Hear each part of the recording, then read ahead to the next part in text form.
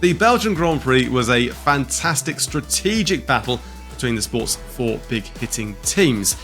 George Russell had looked like he'd shocked the field with a brilliant one-stop strategy, holding off teammate Lewis Hamilton to take the win at Spa-Francorchamps.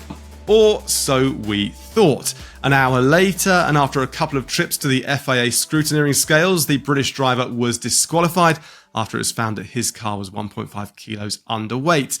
That promoted Lewis Hamilton to first place, Oscar Piastri in the McLaren came home in second, and then Charles Leclerc in the Ferrari in third.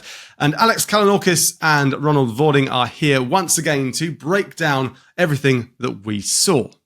Well, we must first of all talk about the on-track action and the performance of George Russell. His incredible performance, really, wasn't it? How did he convert a two-stopper in a packed DRS train into a one-stopper and take the win, Alex? Yeah, I think it all comes down to the fact that everybody was surprised at how low the tyre degradation was on Sunday. We know like that Spa track, very, very long, very fast corners, especially when it's hot, can be a bit of a tyre torturer. And I think you heard a lot of drivers, let's say Max Verstappen at certain times saying, I can get this guy, shall I get him? And he's asking Red Bull, do I take the life out of the tyres? And the teams just got more confident through the race that wasn't going to happen if the drivers pressed on. The drivers themselves could feel it. Like, I know we're going to talk about him, but Lewis Hamilton basically saying my tyres were fine every time I was pitted, the two pit stops that he did. So to a certain extent, Russell lucked into it. He was able to feel the fact that he could keep his pace up to the end.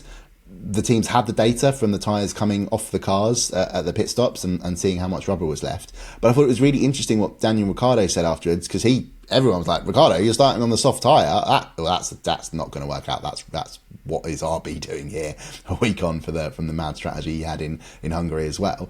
And actually he was saying, well, I found I could keep up with the guys on the medium. So it just showed you that the drivers were suddenly realising, oh, hang on a minute, something different is possible here. Russell flagged it. He said, think about the one stopper. Then to a certain extent, circumstances forced him into it. The cars behind, it was, we're talking Lando Norris, Max Verstappen, I think Perez as well, at one point having stopped even earlier. Mercedes telling him, look, we've got 3 cars in our pit stop window now. Can you do the one stopper? And George was like, yes, I can. Because if he comes in now, he finishes 5th. And the worst case scenario is his tyres go off and those cars come by him anyway and he still finishes 5th. So we may as well try this, and it paid off spectacularly. And I think also it speaks to the absolute confidence that George Russell has at the moment. I think there's really interesting dynamics going on, especially at Mercedes, about what the turnaround in the team's fortunes has done for the drivers. Lewis Hamilton winning Silverstone in the British Grand Prix, brilliant in Hungary. Even better, I would say, than George Russell on Sunday, all weekend rather, in Belgium, because he was able to be in the fight on the intermediate tyres in Q3 when Russell wasn't, and then did everything right to win that race on the two-stopper, and was just unfortunate that his teammate went, I want to try something different, and it paid off spectacularly. But equally, Russell's been at an incredible level since the start of the year, when I don't think Hamilton necessarily has. So, the fact that he's then got that Austria win, what a unfortunate situation we're in now is we won't see how much better Russell could have been after the Spa victory, because it was taken away from him. And I know that there's various theories, chats online about, oh yeah, your car was 1.5 kilos overweight, therefore it was a massive decisive advantage. I think it only adds up to roughly about 2 seconds in race time, and that won't have all come in one lap. It will be tiny little things. So ultimately Russell had a slight advantage. He had exactly the same car as Hamilton had at the start of the race. Mercedes unfortunately just got its sums wrong, and when it came to the rubber coming off the tyres, it's not confirmed this, but this is what team insiders are saying, what they've alluded to very slightly in their media statements. But yeah, just by running the tyres so long, and by not having that extra lap where they drive around and pick up the discarded rubber, as we know from our colleague Jonathan Noble talking to Pirelli Motorsport boss Mario Rizzola, that can add up to about 400, 500 grams per tyre. And once you get that back on, Russell's car's back over the weight limit again. So yeah, unfortunate situation for Mercedes, but also at the same time, it does show how brilliant various elements of their drive lineup is. Yeah, absolutely right. I mean, as you've alluded to quite rightly there, Alex, as well, 375 grams per corner, isn't it? You have to collect. Ronald, staying on this, I mean, we know that he was disqualified. We know he was 1.5 kilograms underweight in the post-race checks. Alex has alluded to the fact it being this tyre wear, tyre degradation. Is that essentially the line? That's what we think is going to come out of this ultimately? Yeah, I think so. I think Alex already summed it up perfectly well, because immediately in the stewards' room itself, Mercedes, they didn't think about the protest whatsoever. I mean, it makes no sense at all anyway. If it's a technical infringement, we can go back to Hungary 2021, I think it was, when that crazy race, where Valtteri Bottas went bowling in turn 1, and then Sebastian Vettel got his podium, was taken away from him because they couldn't take enough fuel out of the car anymore. Then Aston Martin tried everything possible to get the podium back, but of course there's no chance whatsoever to get it. But Mercedes immediately said, okay, we made a mistake, we have to take this one on the chin and we have to move on. The only thing they didn't do, they didn't tell us what the mistake was, because it needed some more analysis. At the moment we are recording the video, they still didn't come out with a proper statement or explanation about what went wrong. But I'm fully with Alex in this one. I think the 2 tire elements explain it all. I mean, the first one is that they were going into the race on at least a 2-stop. We shouldn't forget that going into the race on Saturday evening, Pirelli had the media session. And they said, well, 1 stop, you don't even need to think about it because it's just impossible. It's going to be a 2-stop and maybe even a 3-stop. So tire deck was much less than anticipated. And that, of course, led to being less rubber on the tires than Mercedes anticipated before the race. And then we have the story about not having a cool down lap, not having the in lap in Spa. But, I mean, drivers after Lassour's hairpin, so after turn 1, immediately going back into pit lane. And as Alex pointed out, I mean, we're talking about less than 400 grams per tire. So if people commenting on our stories, they said, well, 1.5 kilos can never be in the tires, but it can if you break it down to 400 grams for each tire. And if you think how long the Spa lap is and how big the pickup effect can be. So I think it just caught them out a little bit. But the interesting bit is it also shows how much F1 teams are on the limit, like always, but especially nowadays when the field is so close. Everyone is looking at those marginal gains, which goes for the fuel.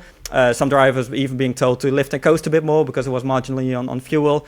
Same goes for weight, and then anticipating there has to be so much rubber left, so then we should just be okay in terms of the minimum weight. So yeah, I think that's really interesting stuff, that F1 teams are really on the limit, and still, even with all the tools they have, they can get caught out, which happened to Mercedes now, which also happened to Mercedes last year, but then with the plank wear, the skid block stuff in Austin. So just tiny little details, and sometimes you get them wrong, and the consequences are pretty big. And I really feel for George Russell, because picking up on what Alex said, I really feel that he deserved it. He took initiative himself, and I always love that. If drivers have a little bit more brain capacity left to think about strategy, as I spoke about before, and he exactly did it. He said, well, guys, think about the 1 stop, then he pushed for it, he made it work, and I think only for that reason he really deserved it. But yeah, unfortunately he didn't get any World Championship points for it. Yeah, and you're right, Spa is such a long lap, isn't it, that you would the opportunity to pick up a lot of marbles on the in lap would be significant. Alex, in hindsight, Lewis seemed very dejected, didn't he? He got out of the car, he stood away from everybody, he didn't even go over to his team. He and George Russell were very separate at the end of the race as well. In hindsight, I'm sure he won't mind picking up 105 victories now. He's 105th victory in Formula One. But in the immediate aftermath, he was very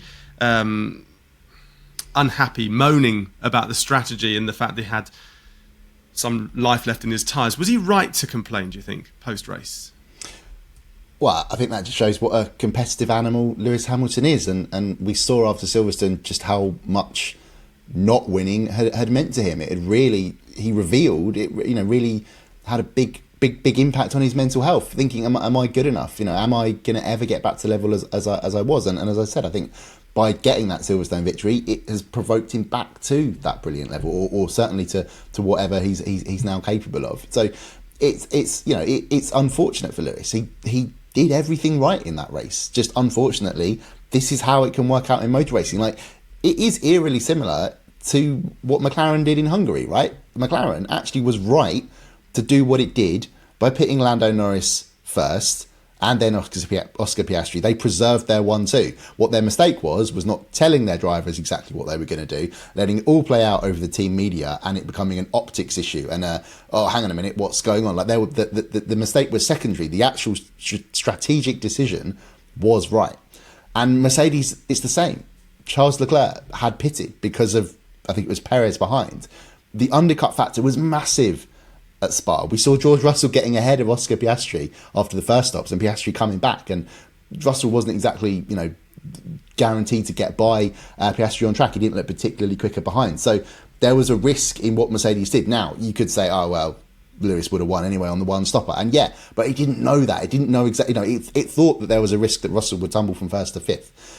There was also the fact of the dirty air factor. That's why Lando Norris couldn't get past Max Verstappen. That's why Max Verstappen couldn't climb any higher than fifth or fourth as it became. And that's why ultimately Lewis Hamilton couldn't get by George Russell. And I think also he would have been keenly aware that he's not going to make a wild lunge and take out a teammate. So yeah, there's a lot adding up there for Lewis. But yeah, I think his reaction is completely understandable. And I don't think it's particularly petulant, particularly outrageous. I think no driver likes to lose. Look at Max Verstappen in Hungary.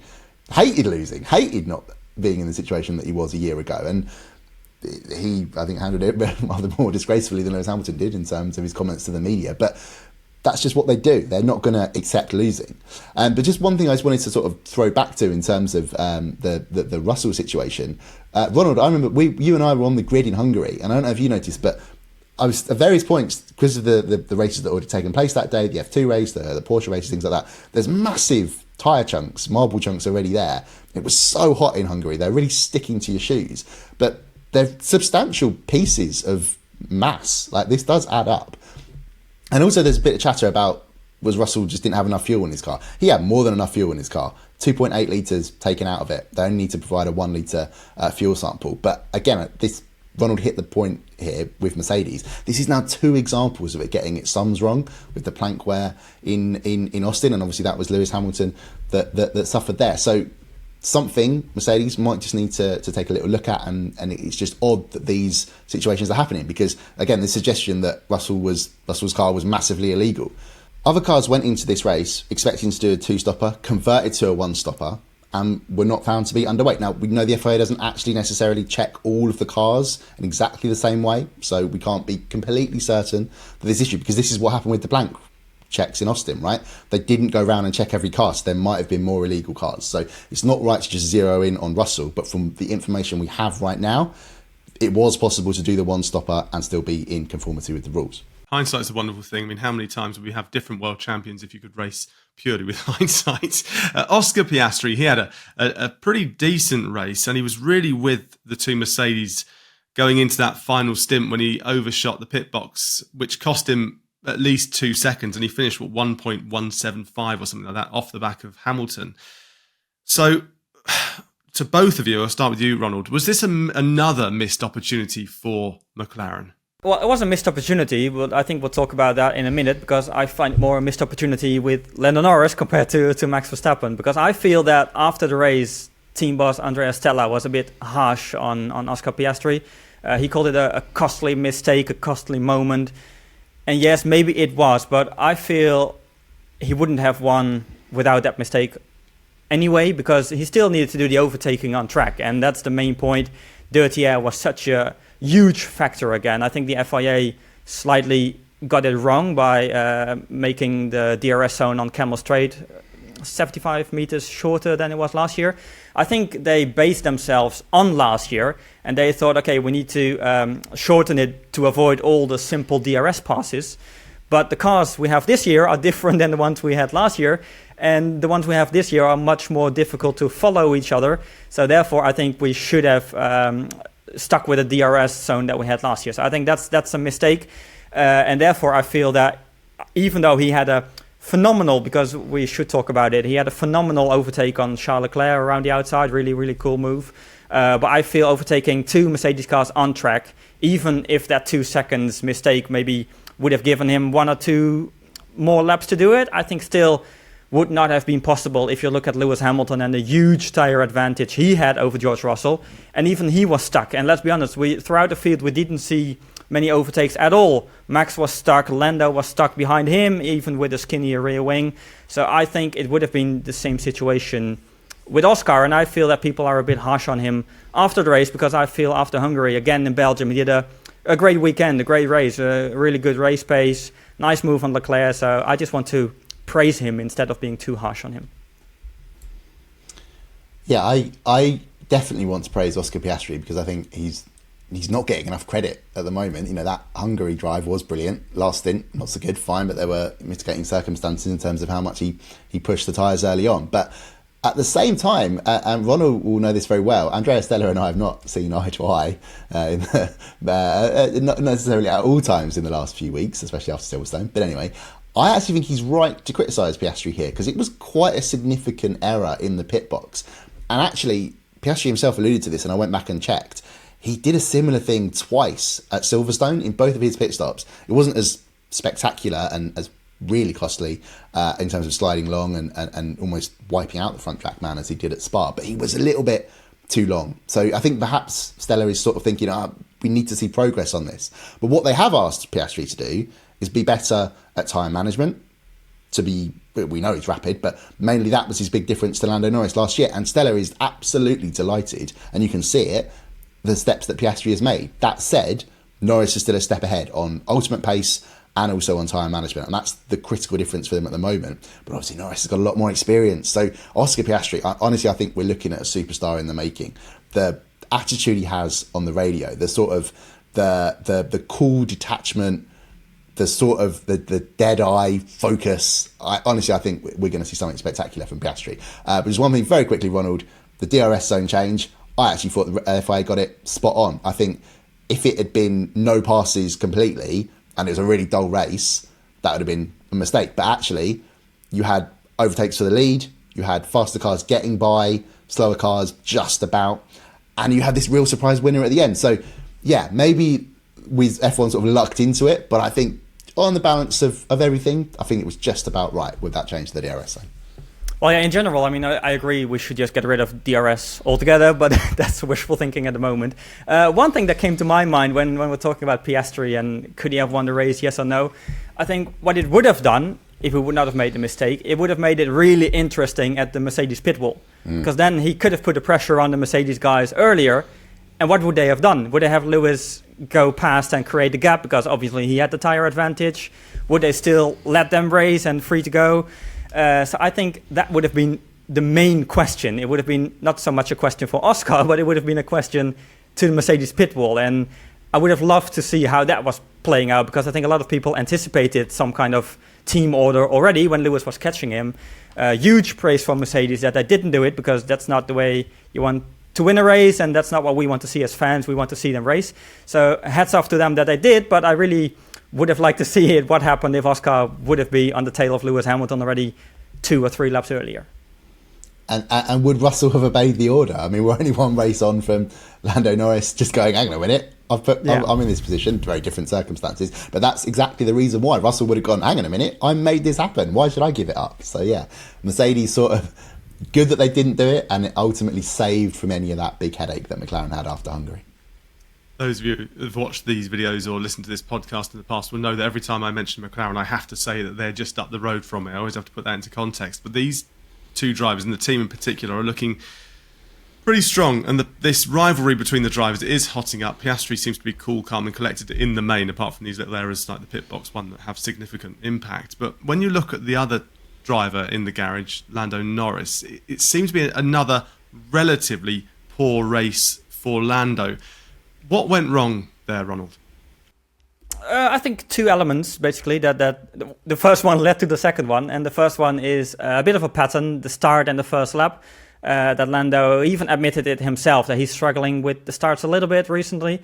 Now it was more not the start itself, but it was more like turn 1. And to be fair to him, I fully understand what he was trying to do, because we've seen so much drama in Spa turn 1. So I fully understand that he tried to leave as much space as possible on the inside, not to get taken out by anyone. But then he misjudged it and, basically just went off the track into the gravel, which cost him not only positions, but also some momentum. And then that led to the second part of where it went wrong. And that's basically what happened to Lando, is exactly what happened to Max in Hungary. Max was really vocal on the team radio, as we all know in Hungary, about strategy. Most of the comments afterwards were about Verstappen, his tone, but I would like to stick to his actual criticism, and that was what happened because we let ourselves getting undercut twice in one race, which was a fair point. But now, I mean, in Belgium, Red Bull were back to as we know them, being offensive, being aggressive with the strategy. So this time they went for the undercut, exactly the way Max would like to see it. And it was a successful undercut on Lando Norris, which meant that Lando was in exactly the same spot that Max was in Hungary. A quicker car, better tires, so you got overspeed. He even had the skinnier rear wing, which should have helped him. But he was completely stuck in, let's say, a little DRS train, and especially stuck in the dirty air. So I think that's the first mistake he made himself, and that led to the second part of the race going wrong based on strategy. And overall, that led to another missed opportunity from McLaren, because let's be honest, if you have your main rival in the Drivers' Championship taking an engine penalty, starting P11, and then at the end of the day losing 2 points, that's definitely a missed opportunity. And I think even more than the starts that Lando makes himself, I think that's the main pattern that we see for the last couple of weeks, maybe even months, that the McLaren car is overall, if you look at different circuits, different tire compounds, different temperatures, it's the quickest one, but just in how they execute it, they keep making those little mistakes. Some part of it is driver, some part of it is team and strategy. And yeah, I think really Belgium has been a missed opportunity still. We talked about Checo before. They have a great shot at the constructors, thanks to Checo. But if you really want to make the Drivers' Championship exciting again, then races like Spa are the ones to capitalize on. And unfortunately for McLaren and Lando, they haven't done it. They need to start picking up wins. They need to start turning these opportunities into decent points hauls, don't they? Alex, staying with McLaren on this point here, what do they need to do in the second half of the season? 42 points behind Red Bull right now, and you said it maybe on an earlier video, maybe on this podcast as well. Certainly you've said it to me anyway, that they are clawing back points at every Grand Prix. So is it just carry on as is? Bryn, that's what's the phrase? Inside baseball, or how the sausage is made, whatever. You're getting our listeners and our viewers a little insight into the production of these various things that we're putting together. But yeah, basically, for McLaren to win the constructors, they need to carry on outscoring Red Bull at the rate they are. And at the moment, McLaren are scoring 30 points a race, and at the moment it's 20 points a race for Red Bull. So yeah, 42 points. The catch should be made around Singapore, whether McLaren will be ahead, not entirely certain. But yeah, that just shows you what a bad job Sergio Perez is doing. But at the same time, also how good a job McLaren and the rest have done to catch up to Red Bull. Seems to that Red Bull has hit some sort of development ceiling with the RB20 or with this generation of rules, or as Ronald said, they're very specific problems that the car has. And yeah, essentially, I think I don't see the Drivers' Championship as winnable. I know Lando Norris thinks he's in a title fight. He seems saying in Spain, I'm in a title fight, and there it really looked impossible. But Max Verstappen is so good. Like, he doesn't have races like Spa that Lando Norris had. Okay, there's the odd occasion like Hungary, but he makes things happen more often than not. And I just think with that big of an advantage, and the fact that McLaren aren't ready to prioritise Norris as they were, in Hungary, that gap's insurmountable. But the Constructors' Championship is winnable. I don't see Perez suddenly being able to turn it around if Red Bull can't get itself back to the position it was at the beginning of the year. The fact that Piastri is so good and that the McLaren lineup is so balanced, I mean, they just have to keep on doing what they're doing in terms of outscoring Red Bull. And what a fantastic result that will be from McLaren. What was their last Constructors' Championship? We've got to go back to wasn't 08, because that was Hamilton winning it. It was a long time ago that McLaren won that prize. And what an incredible reward that would be for the team that's worked so hard and had so many lows in the last 10 years or so. So yeah, that's I think where the real interest and excitement in terms of the title fight is going to come from. Lando is 78 points off of Max Verstappen, and if you look at the last result, the last race, he didn't score more points. So it's not going to work out unless he starts consistently outscoring Max by a considerable margin as well for each Grand Prix with 10 to go. Look, gents, thank you very much indeed, as always. Well, some great insight there into what was a fascinating Belgian Grand Prix. Now, stick around. We have 2 more videos coming your way where we start to chat about the 2024 season so far as F1 enters its summer break. Make sure, though, if you enjoyed this video, you hit that subscribe button so you stay up to date with all of our content. Thanks for watching.